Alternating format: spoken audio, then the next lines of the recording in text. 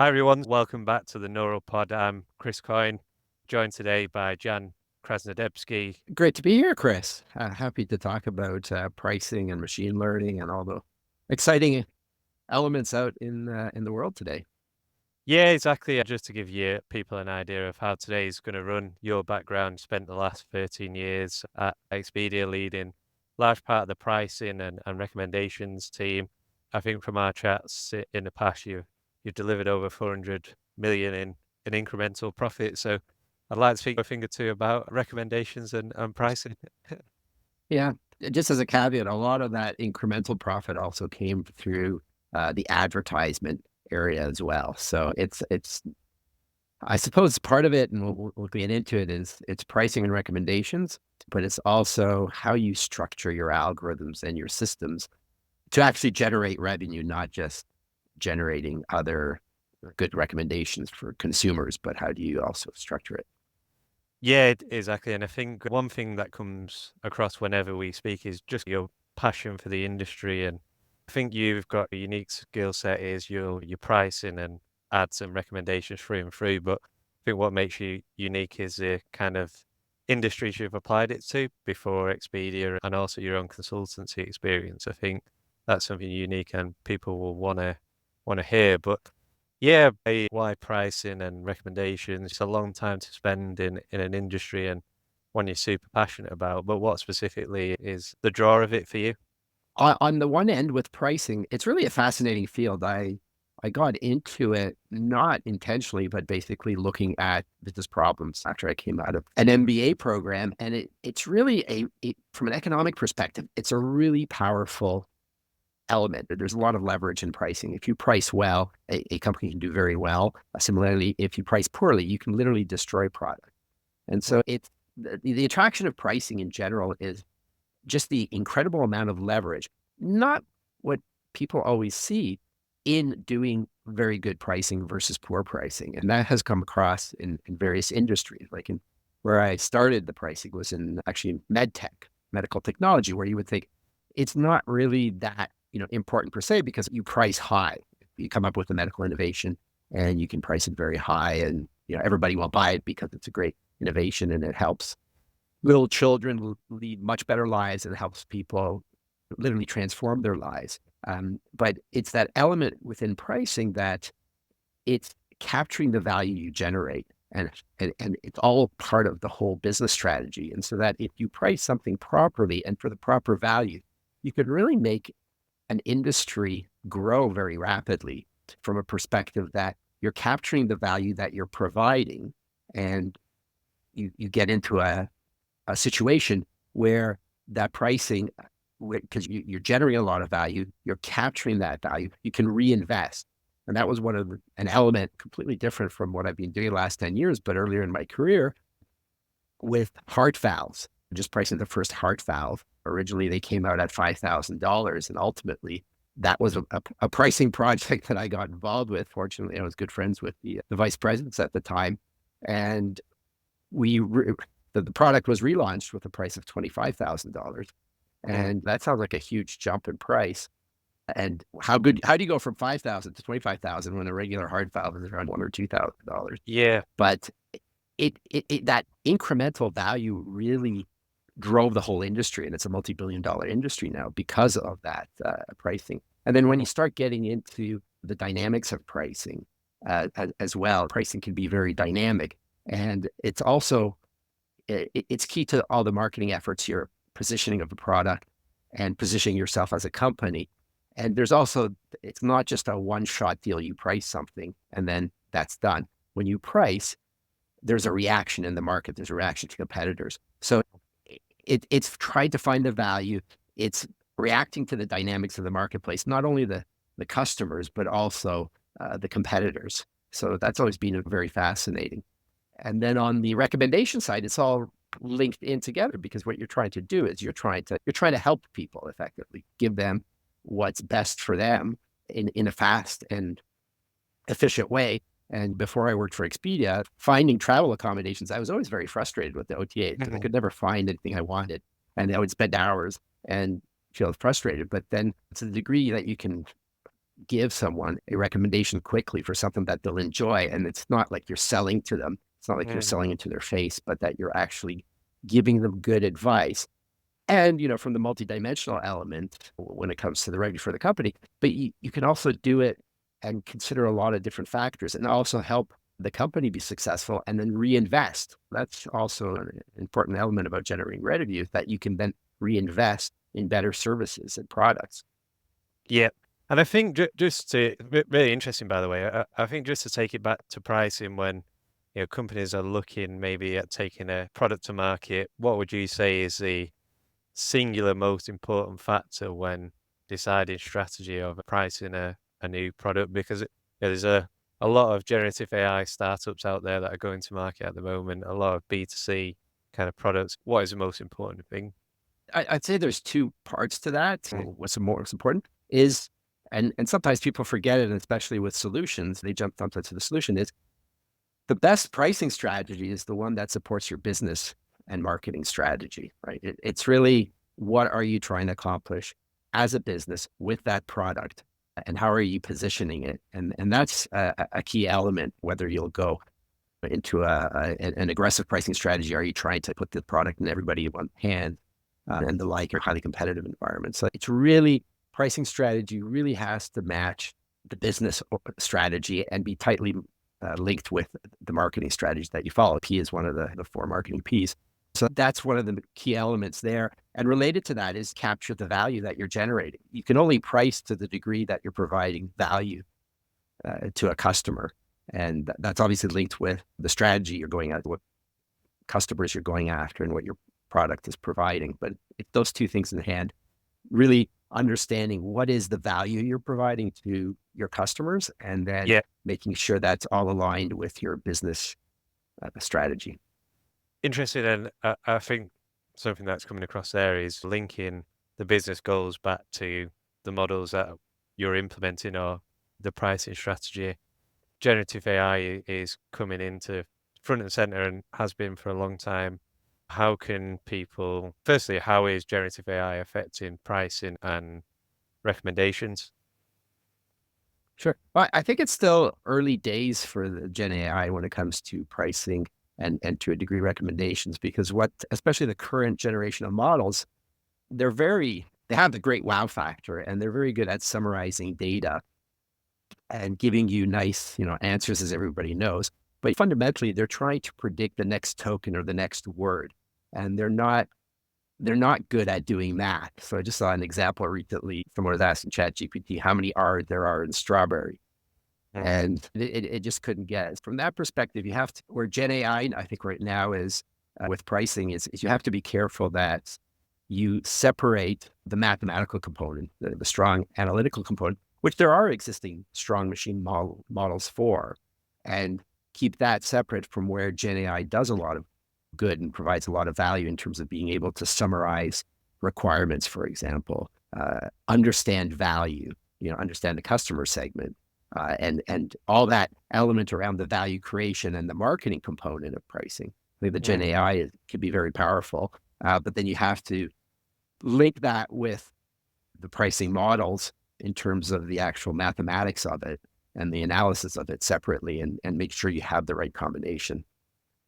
Yeah, super interesting. And you touched on earlier creating recommended systems and pricing strategies that are helping people, and like you say, avoiding that frustration. How do you think Gen AI will say impact the user experience in the booking industry, and where do you think it could potentially bring actual business value? Right. It's the biggest impact that I've seen right now in multiple areas, not just bookings and travel, is the ability to summarize and to Mm. give back to the traveler in terms of historically the really basic chat bots, which were just like text overlays, what was the standard structured template. Now with Gen AI, you can actually have a conversation with a traveler, and specifically on the chatbot side, on the customer service side, there's an incredible amount of value, I think, being captured there, not just in travel and the like. Because in travel, I saw a statistic that 20% of trips have a problem with them. So Mm. it's actually, and the travelers are impacted in a negative way. And what do you do when you have a problem? You try to send an email, you try to call. During COVID, people were calling and waiting for hours and hours on the phone until it died off. Yeah. So from that perspective, Gen AI is able to be much more sophisticated and take on more use cases in terms of customer service. And that's, really important when you're addressing when things don't go right and you need to change things. So that there's a lot of value there. I think there's also value that's coming out in specific use cases, again, around the conversational element of a Gen AI model where it can have a conversation with you. So you're trying to compare 2 hotels or 3 hotels. That's an interesting, case because in terms of when people go to book a hotel, a lot will depend on where they're going, when they're going, the prices, and then they'll look at the pictures and review scores. So you don't really need the power of a Gen AI model. It's not really appropriate to say, okay, what hotel should I stay at Mm. when I'm going to Paris for the weekend? Because by nature, Gen AI is trained on billions and billions entries of data. And in a way, it's a bit static from that perspective, right? It takes all this data from all this time. But you as a traveler, I'm booking for a specific date for a specific context. And the Gen AI may not immediately put that into the right place. And similarly, it won't necessarily have at its fingertips the live pricing and availability, which is very important. If I'm, going to go to Paris for the weekend, I want to know, what the various options cost. Like I was in London last week, and there was the Champions League final. And guess what? The price of the Hilton at the Wembley Stadium was over £1,000 a night for a nice hotel. And that had everything to do with it being Champions Mm. League final night and had nothing to do with the quality of the hotel. From a perspective, a Gen AI model would say, oh, you're going to Wembley or you're going to London. Oh, this is a nice hotel. And it doesn't have that context for the date you specifically pick. Mm. It might be able to see the availability, but then the element of taking that pricing, that live pricing, it's £1,000 a night versus what you could actually get in central London for £1,000 a night. Or actually people who are searching for that type of hotel, that's not their market. That's not their budget, £1,000 a night. It might be Mm. 150, £200 a night. So it's from a booking perspective, it has the possibility to have the conversation and to be able to compare hotels, but it doesn't have yet that capability of taking that live pricing and context and really giving you the basis of a good recommendation. But in terms of that recommendation, at least in an area where the pricing is and availability is very dynamic, Mm. what I see is that the models which up to now, which have been developed, which are quite sophisticated in themselves, which center around the live pricing, availability, and the dynamics of the market, are very strong on a foundational component. And that's what actually gives you the foundational recommendations to offer to someone. And then where you can add value with Gen AI is overlay the Gen AI onto that once you already have that first level of recommendation to say, Mm. okay, for you, are there elements, there might be 4 hotels that are interesting for you in terms of price, review, location, and the like, that the standard, let's say standard, but what our recommendation system might generate. But then the Gen AI will be able to pick out specific elements around amenities, or if you have Mm. questions about the properties. And so if you want to have a conversation, okay, to the degree that current recommendation systems, they don't explain why they're recommending something to you, or they don't give you the details. There's hundreds of variables in the background that are taking into consideration. But as a user, you just see, okay, this is recommended to you, whether you go to Amazon or Expedia or wherever. You just see the products, but you don't understand why. And Mm. and you can't have that feedback loop, and you can't have that deeper conversation, whether it's to give feedback. No, this is actually not what I'm looking for. Your model is not tuned for me. There's something else that I want, which you can't do without right now in a typical recommendation system very effectively. That's Mm. where the Gen AI, where you can get that conversation, the feedback loop with the traveler to and help them understand the recommendation as well. Yeah, And because also, it sorry, go on. yeah, ultimately, I would say, sorry to just interrupt, but the element there being, if you look at, for example, the OTA industry, it took over travel agents, right? You had mom and pop small travel agency all over the place in the 90s going to the 2000s. And OTAs basically wiped them out. Like there are a few travel agents out there, but they tend to be very niche. And it's because the OTA was able to, at your convenience, whether at any time of the day, provide you the live pricing and Mm. that foundational element. And that's where the Gen AI is just the analogy. The Gen AI now can bring back that personal conversational component of the human travel agent that has been missing with online bookings since basically the beginning.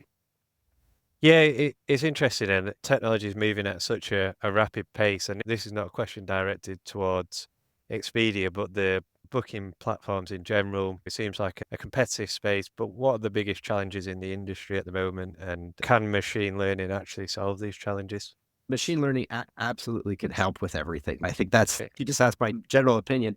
In especially anything online, machine learning, and it involves a lot of data and dynamic data. That's what machine learning is there for, and where it can add a lot of value. There's a lot of spaces there. Maybe I'll go into a few examples, but first to answer the, actually, could you just repeat the question? Sorry, Yeah, maybe I sure. let out. Yeah, we will. Of course, we will. Just key challenges in kind of what are the key challenges in the booking platforms right now, and how can AI or machine learning bring value? Yeah. The key challenge that I see with the booking platforms where AI can really help is in the personalization on an individual level. And personalization has always been a challenge in travel compared to other industries because of the lack of specific individual data, because of what you can think of as a continuous cold start problem. In Yeah. that, most people don't travel that often. They travel a couple of times a year. You have the road warriors. Irrespective of the road warriors, we're always traveling, which you can easily personalize for. Most people don't travel that often, and they go to places they don't know or new. That's why they go to a platform and they're looking for advice. If you're going to the same seaside resort or or same ski destination for the last 20 years, you don't have a lot of value from a booking platform. You just usually call direct or whatever and say, "This is my favorite ski resort. This is the chalet I always go." And I know a lot of people do that. They just continuously repeat the same vacations. And same Mm. with business travel. A lot of business travel, you're traveling to whether New York, Paris, wherever, you're probably going to stay in the same hotel that you did last time, unless it's booked out or crazy expensive or something like that because of a event like the Champions League final.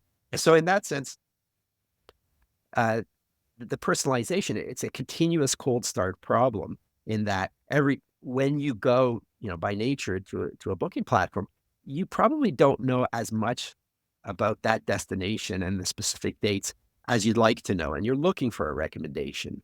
And from a platform perspective, where it has a big advantage and can provide a lot of value is they've seen, like an Expedia or a Booking.com, they've seen literally hundreds of millions of travelers go through the last month booking and literally billions of reservations over the years. By using machine learning, you can, just by looking at where the person is searching for, from what device, are they on an app or is it mobile, is it desktop, you can infer a lot of preference just based on that huge database you have of previous traveler and customer interactions and purchases.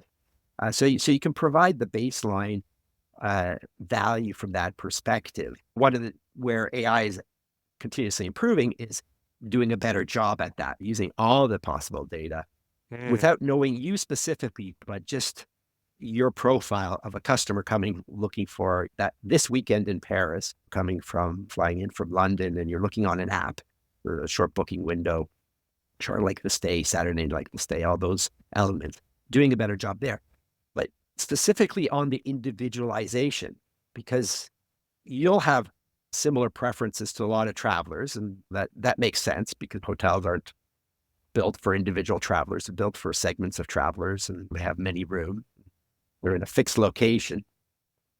But it's that element of what do you, as Chris, what do you specifically like? What do you specifically enjoy or would make the trip a bit special that would differentiate one property versus another? And it's that individualization component, which up to now has been challenging because if you look at a lot of the recommendation systems and the databases that have been used by researchers and the like, It's been the Movie Lens database, and they've moved on to Amazon and those type of Mm. databases as well.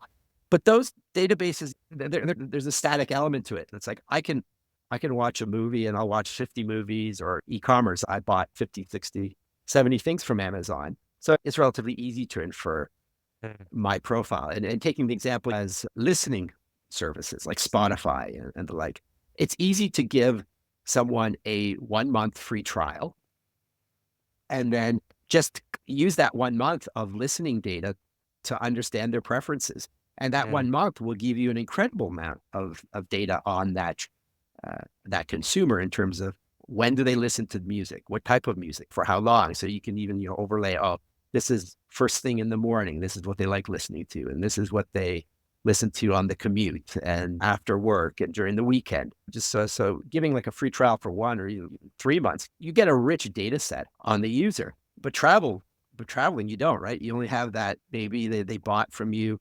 Maybe they travel the family vacation twice a year, and then the kids are growing up, or you don't have kids, or empty nesters, or the like. And so your situation also changes over the years. Even if I use your past booking data, it might be for a business trip, and this is actually a family trip. And now the kids you have to pay for the kids. They hit the threshold, right? They're not Mm. free anymore.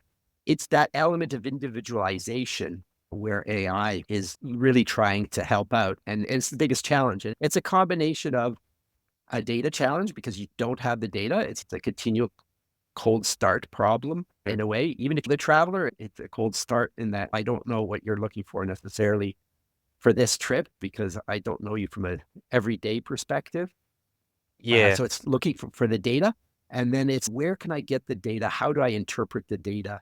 And then you start looking at all sorts of different ways of understanding travelers and customers better, not only just from their online, directly from their online behavior and action. What did they click? They came back times and all those types of measurable data points, but also can I assign a specific type of profile to them? Or is Mm. this or a specific type of preference profile to this traveler based on some of their previous data and some of their initial clicks? So that's where, in terms of AI and the travel space, that's, I think, one of the biggest challenges is really that individualization component and bringing that individualization closer to the start of your Mm. journey of looking at travel, because travel is a very complex journey in terms of when you're purchasing a hotel or purchasing any travel product. So if you look at the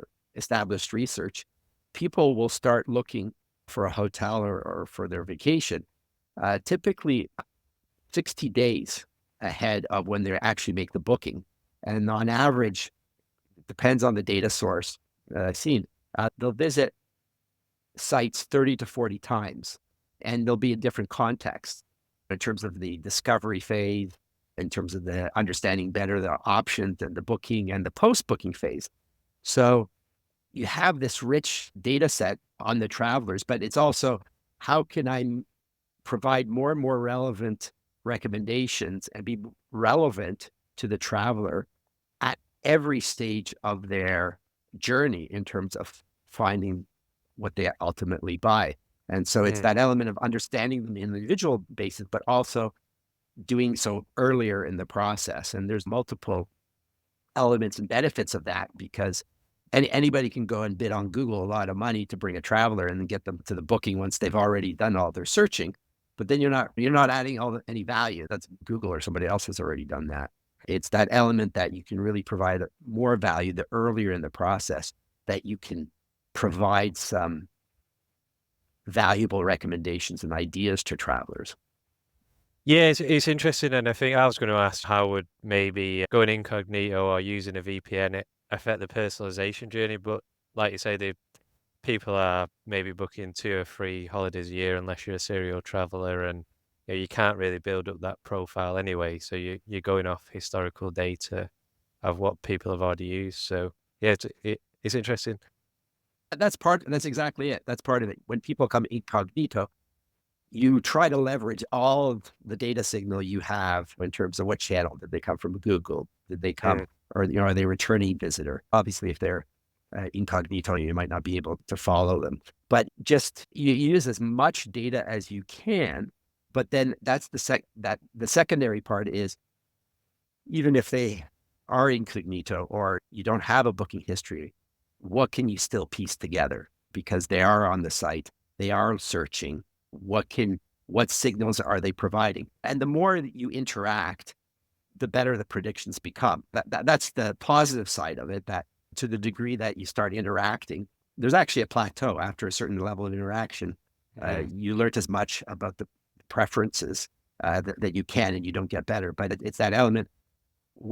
How could I interpret the interactions, and then just use the baseline data and really scour. Every piece of data is precious. I think that's one of the things when people start building out model and start thinking of machine learning applications, they don't really think through all the possible data points that they have on a consumer, and structure their initiative around, here's the consumer, what's potentially important for them.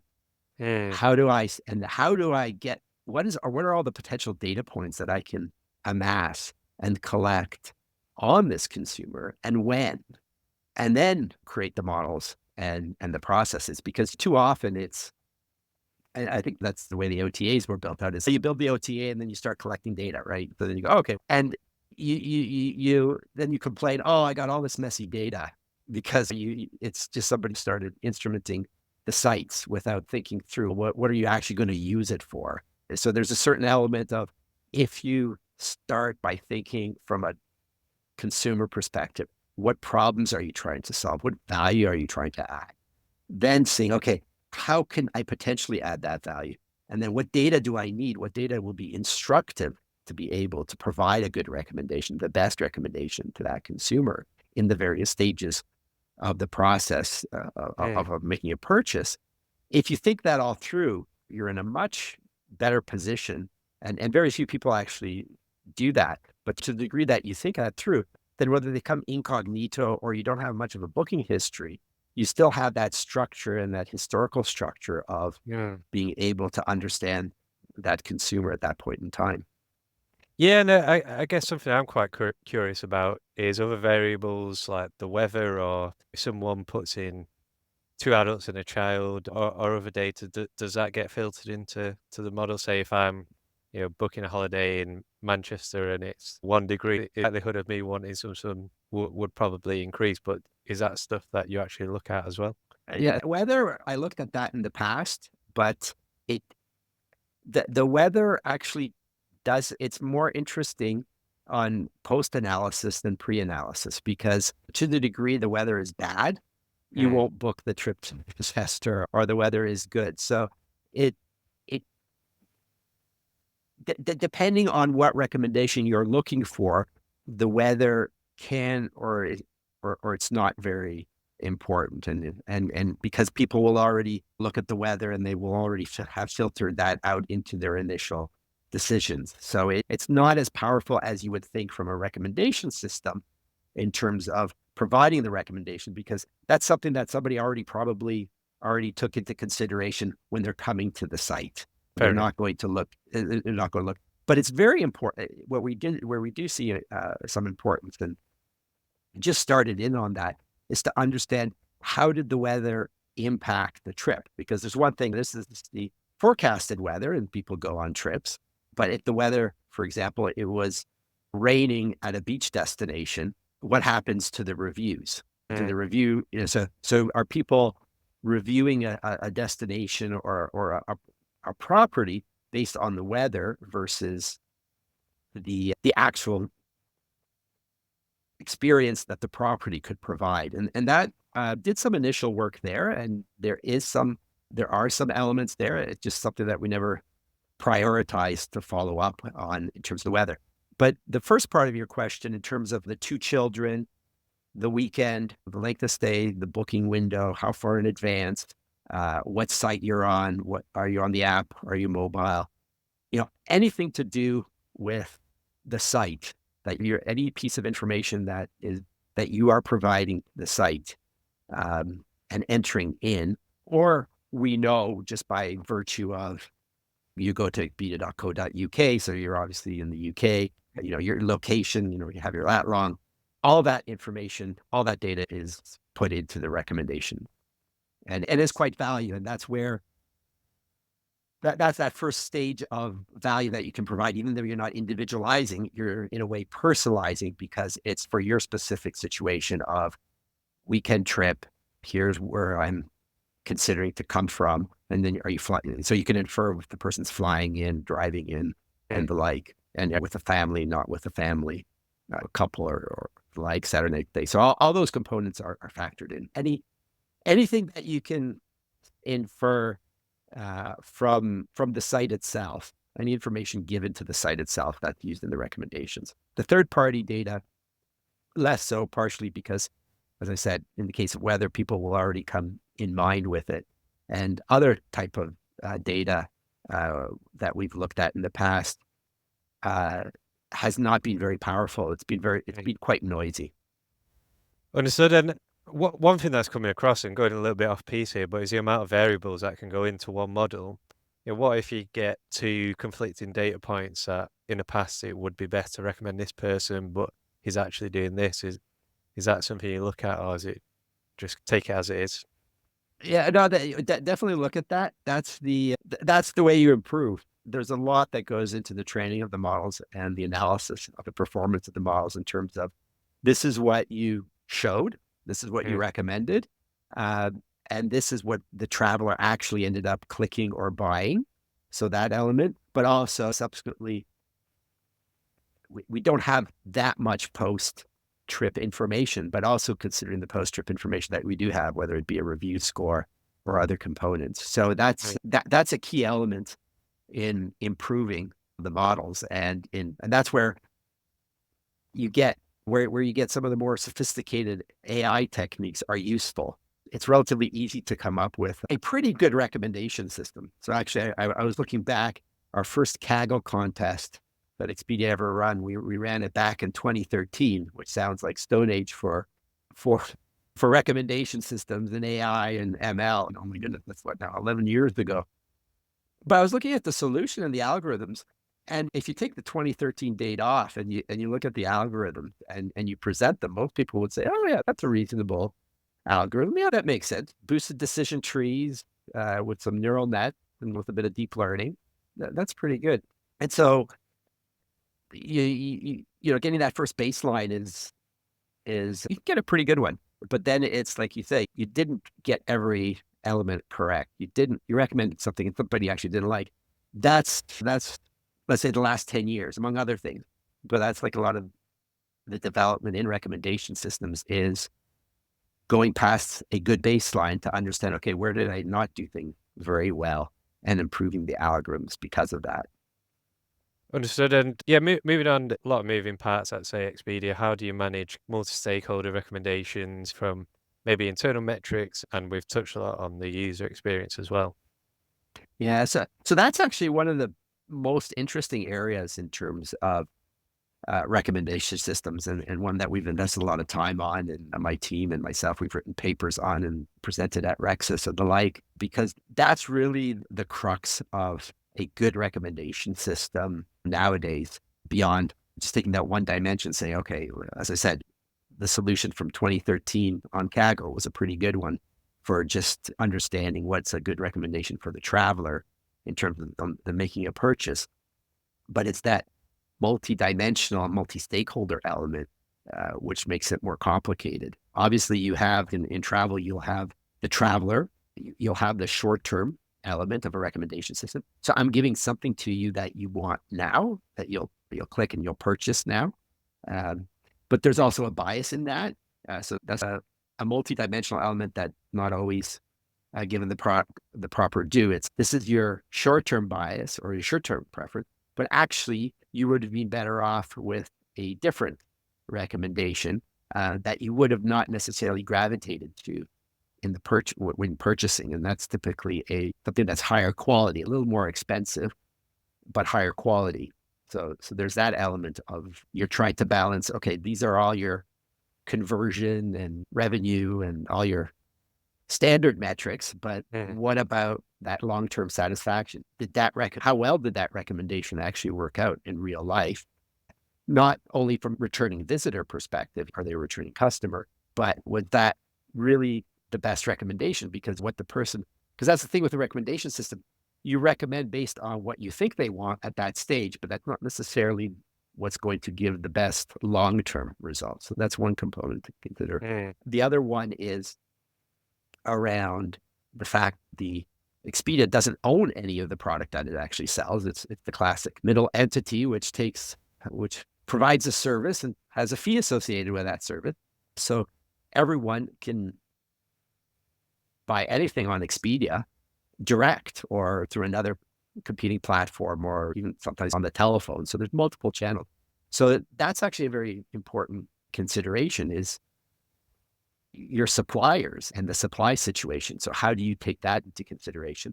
And then the third key one, which we alluded to at the start, which was the revenue, but the health of the platform. To what degree is the platform healthy and generates good revenue and profit? And so that's actually an area we applied various elements. It started off with heuristics. A lot of things do. Let's say heuristics with a bit of ML modeling on top of it, and saying, okay, I have the supply side, I have the platform side, and I want to combine that with the consumer side and take into consideration long-term and short-term. So how should I do that? Again, looking at it from a business perspective, what's a good business? What is a good solution overall, not just technical? And then that led to more and more sophisticated algorithms and ultimately a meta learner. So there's a paper from RecSys a few years ago around using meta learning techniques where you're trying to balance those competing objectives between the stakeholders. And it's both internal stakeholders and external. So I've been referring more to external stakeholders, but the same thing works with internal stakeholders, to the degree there's someone who says, oh, I'm introducing, that's the thing with recommendation system. Anybody who has a initiative within the company comes to you and say, oh, boost properties that have XYZ being the project they're working on. To the degree someone's responsible for unloading new property. So new properties, they need to get exposure and people have to see them. And if we don't have much information on them, you'll just put them at the bottom of the listing. So we have to put them at the top.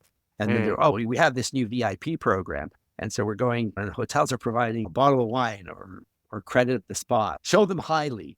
Or these hotels, they're going to be nicer to us because they promise not to join a chain. They're going to stay independent, but we have to give them something in return. So there's all those competing objectives internally as well, to say it's just not about making the traveler happy and getting the revenue and the conversion, but all sorts of other metrics. And for that, where we've seen a lot of success is using multi-R bandit and those type of, or a bit of game theory as well, technique. Right.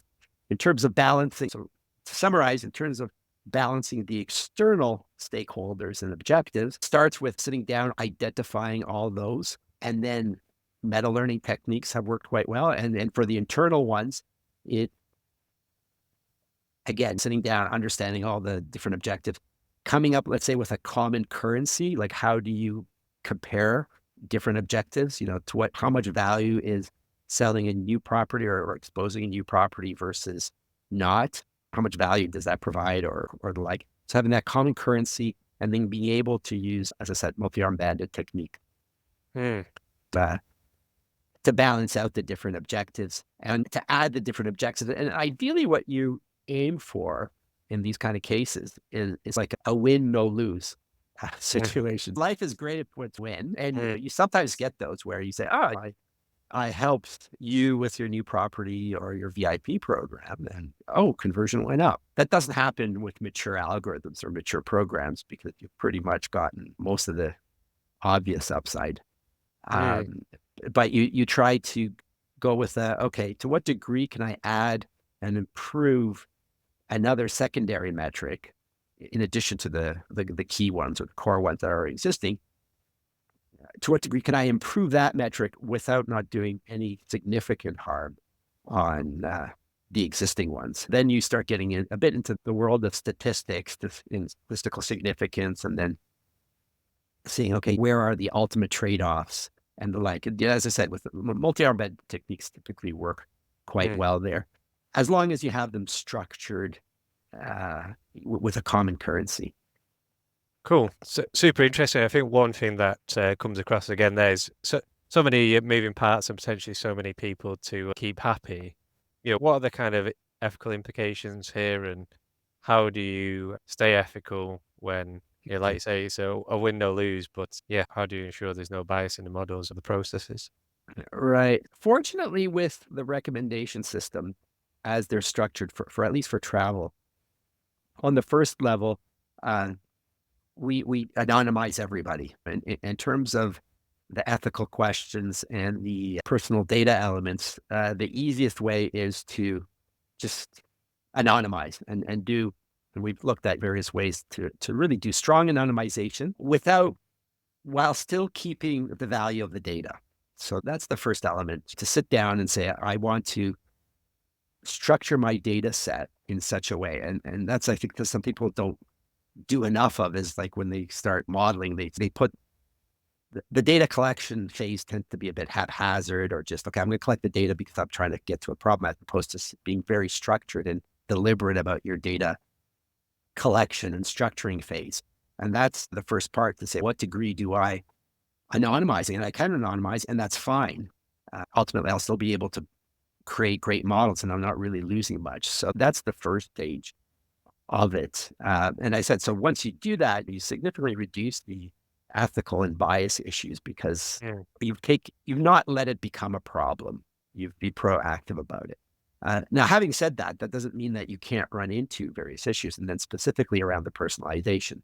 So there's two components to that. One is just forget features, and there's good guidelines and regulations around to what degree do you give the user the possibility to say, okay, forget me, I'm incognito. Like on YouTube, delete my history, don't keep track of my searches. So there's that element, which is not so much algorithmically driven, but actually associated with the site, that it has these escape routes for the algorithms. So it's not the algorithm, but it's the escape route for the algorithms.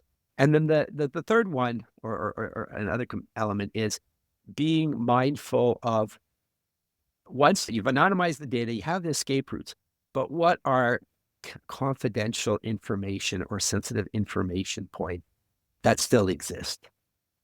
Now, in travel, the two ones that come up the most often that have potential sensitivity are if you're looking at LGBTQ friendly properties, because that's actually a filter and sometimes listed as an amenity. And the second one is accessibility, to the degree that there's accessibility for wheelchairs and the like, because that's confidential information. And in those cases, those are areas that we have to be subsequently be very careful about, and potentially even say, we're not going to personalize, we're not going to use that data. Dovetail starts a little bit with the first one, because it has the potential of going the wrong way.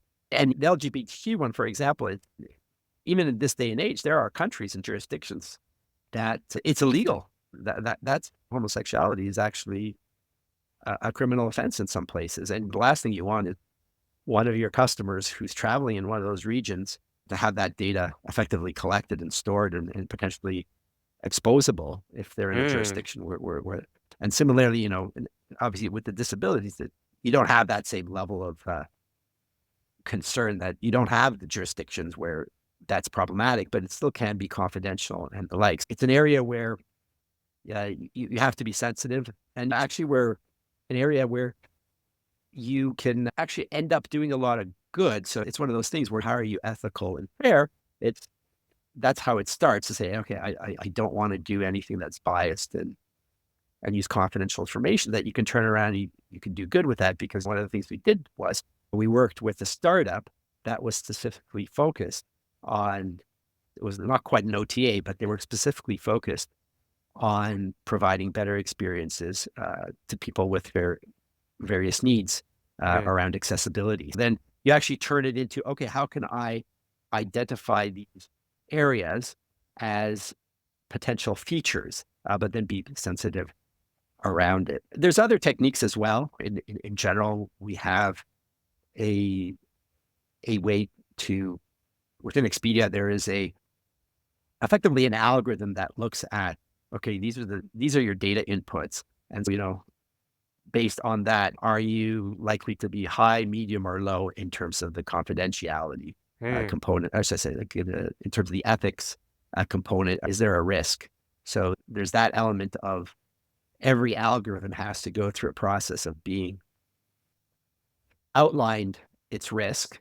And then if it's a high risk, then that subsequently you'll have the legal teams and multiple teams work on it to see, okay, how do we make sure we don't do anything wrong, or we do everything right? And then the medium risk is more self-guided in terms of, okay, make sure you do things.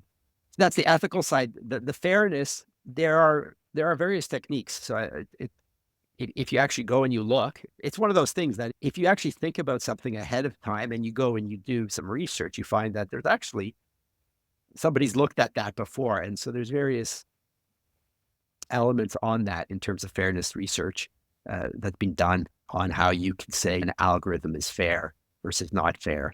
And I would say, or biased or not biased. And I think the main thing that I've learned in that area is that you need to look at all the components of the algorithm in terms of what's fair. So I would say in terms of fairness and bias, it's not so much on the traveler end, on the consumer end, because as I said, the data is all anonymized.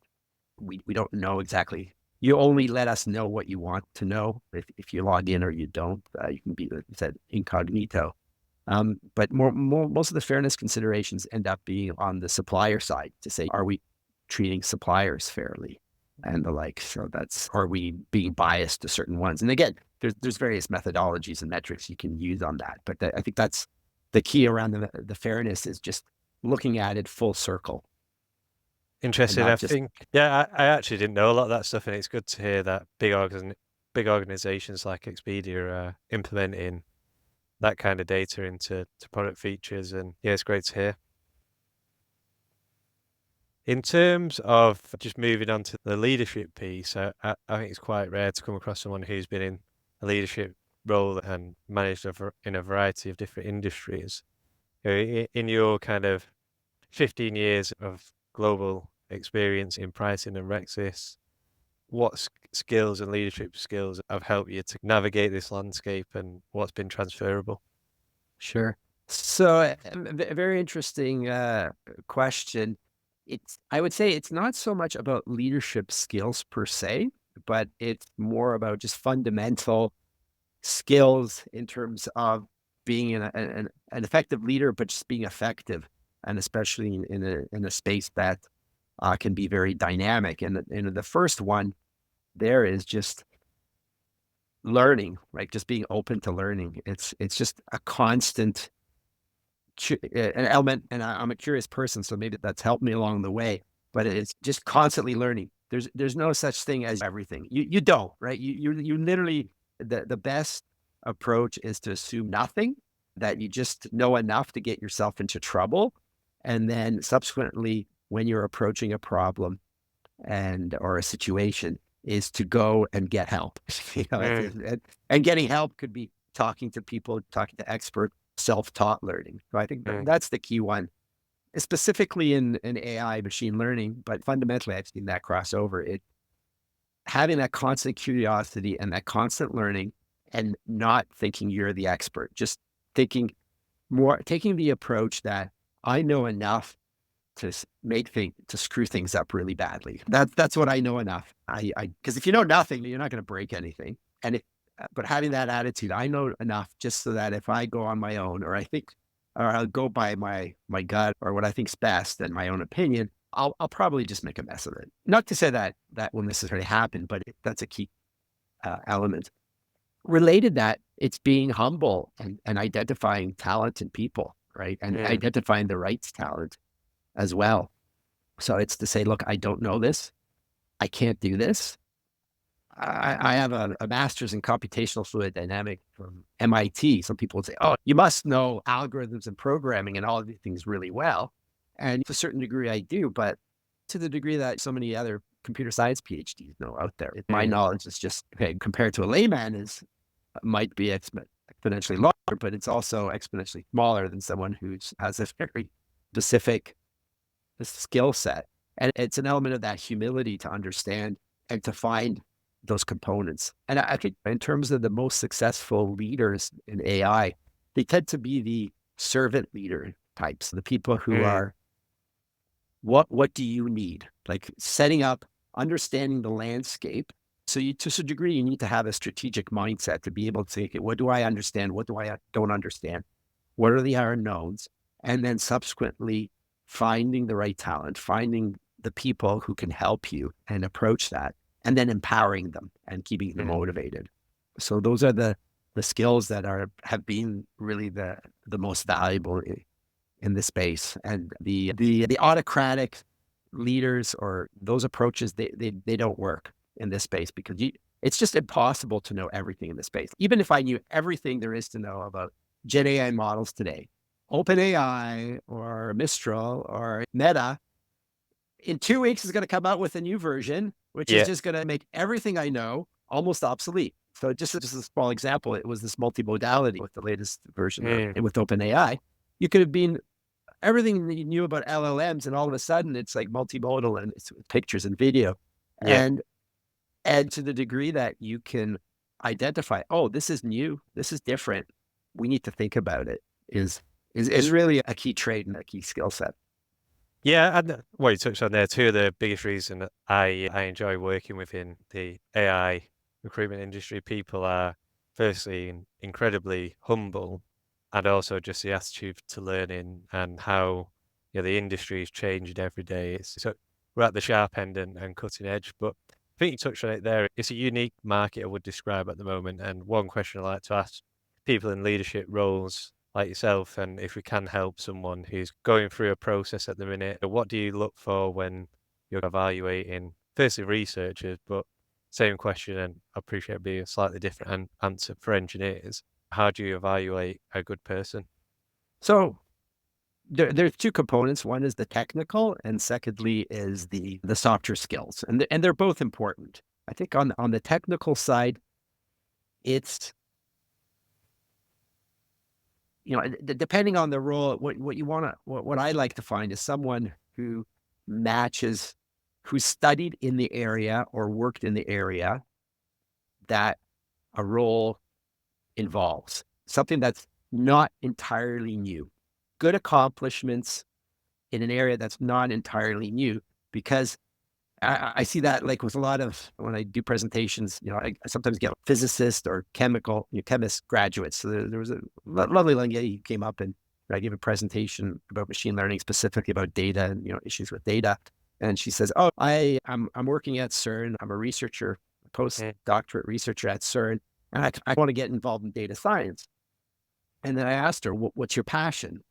That's physics, high energy physics. And I know machine learning is all cool and funky and stuff, but if high energy physics is your passion, you should probably stay in high energy physics. Or there are there have been people who made that transition from high energy physics to being very effective data scientists. Is, can you identify what your passion, what your core skill set is, and where that specifically applies in the machine learning and data science space?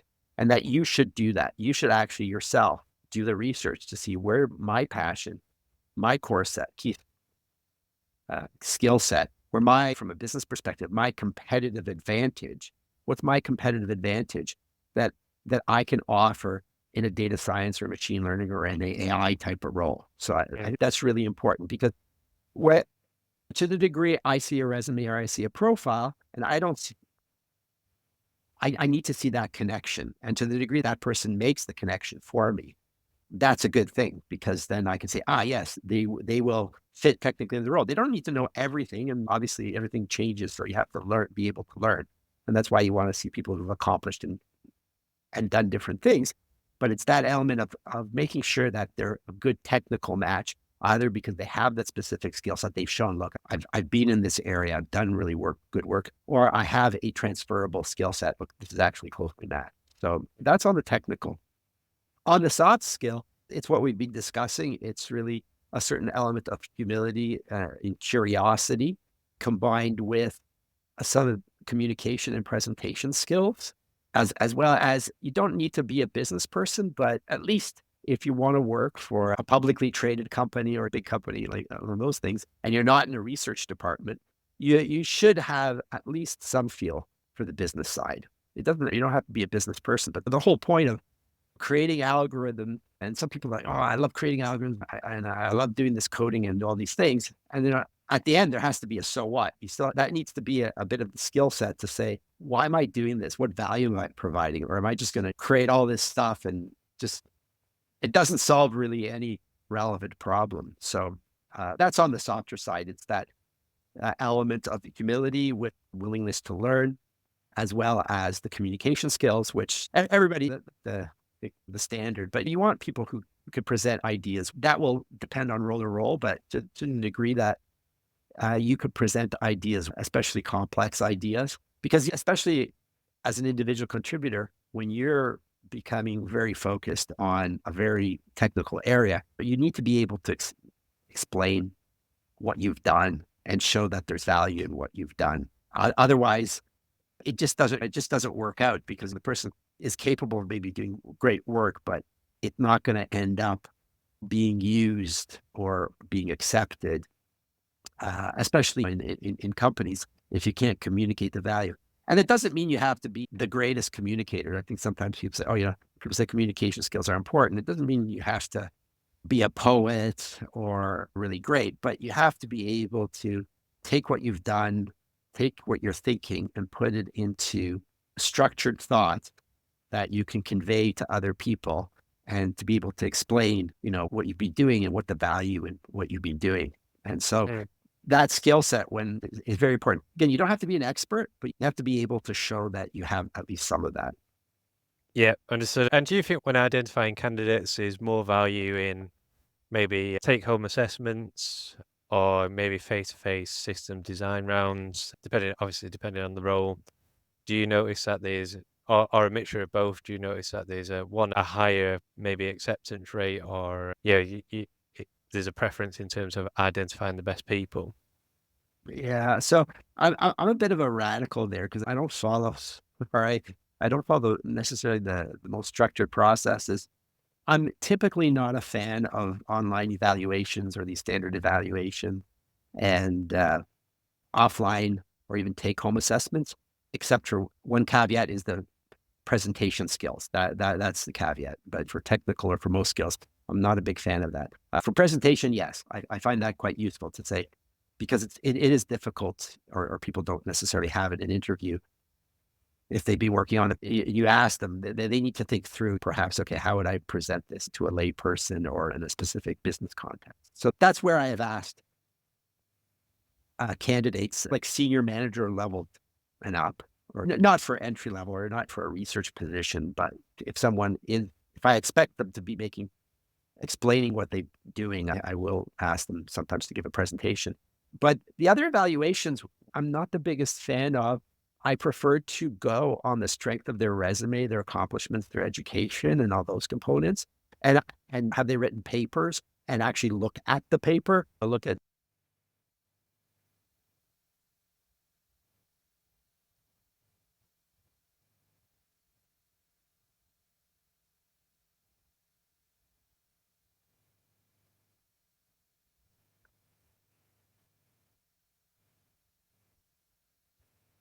Yeah.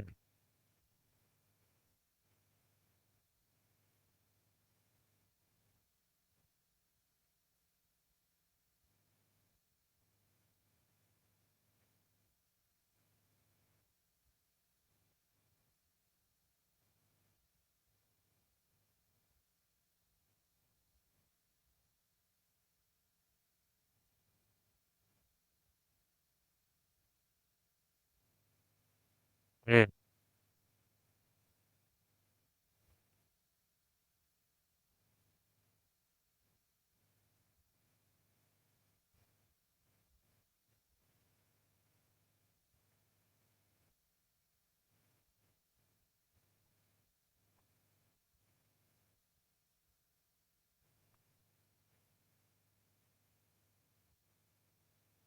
Mm.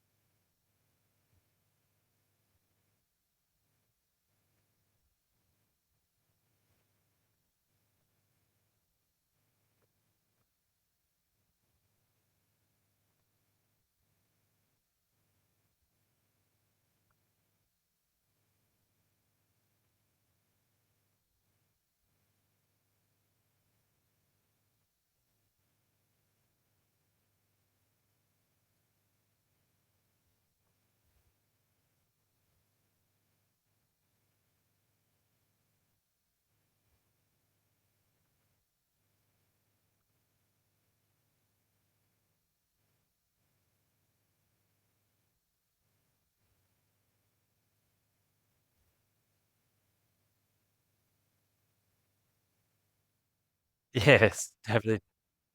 Yeah,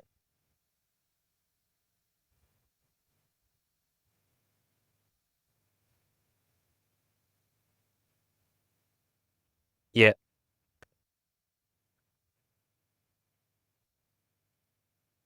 Mm. So super helpful and helpful to me as well. So thanks for sharing that. I think we've pretty much covered everything there. So thanks so much. Just a closing question though, a question that I asked everyone: what are you looking forward to seeing in AI and in the near future, and how do you actually see the market playing out moving forward? And I appreciate nobody really knows the answer to that. It's yeah,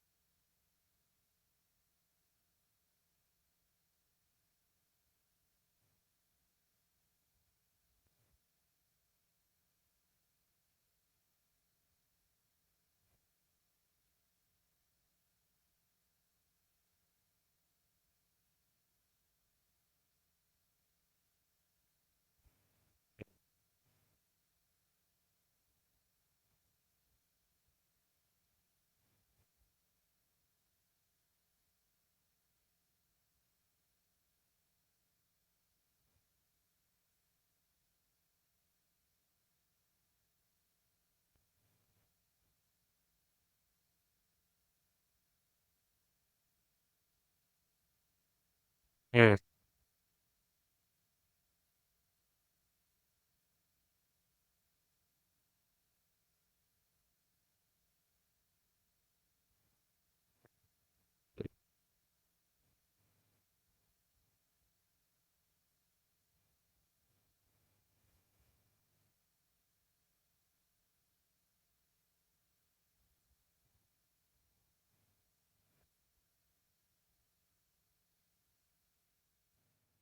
yeah,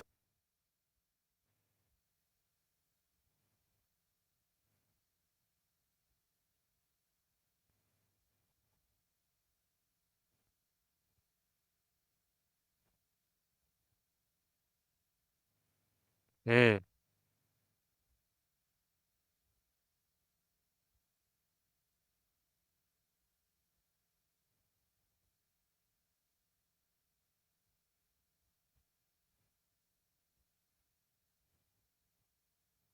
mm,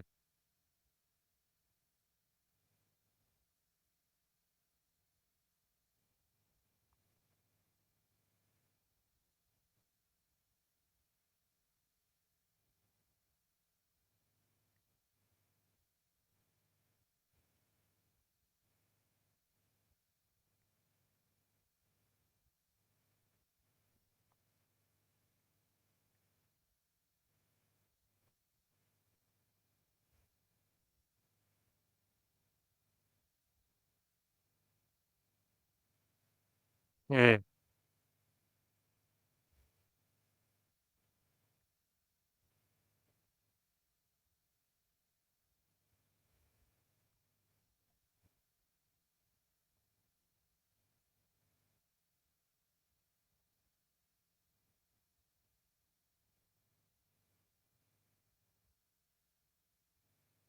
mm,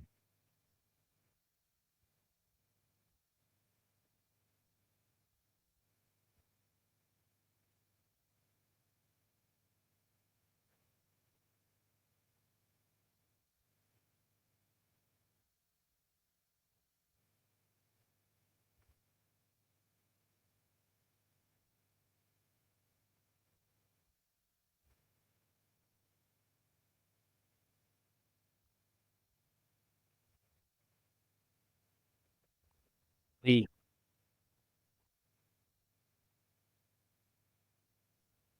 mm,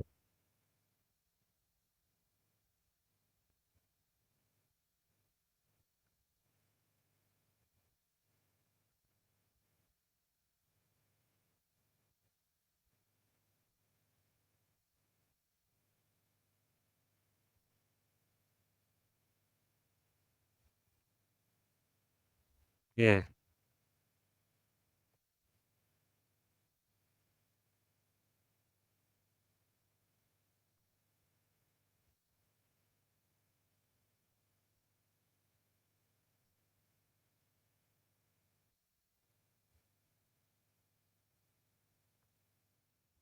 Yeah, funny enough, it's the area I'm most excited about how AGI could infuse with robotics, but also what are the ethical implications and who's actually programming it?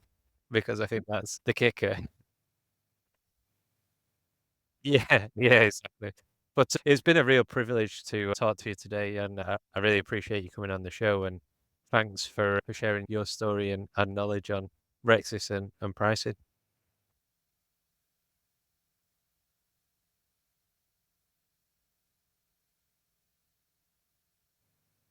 Yeah,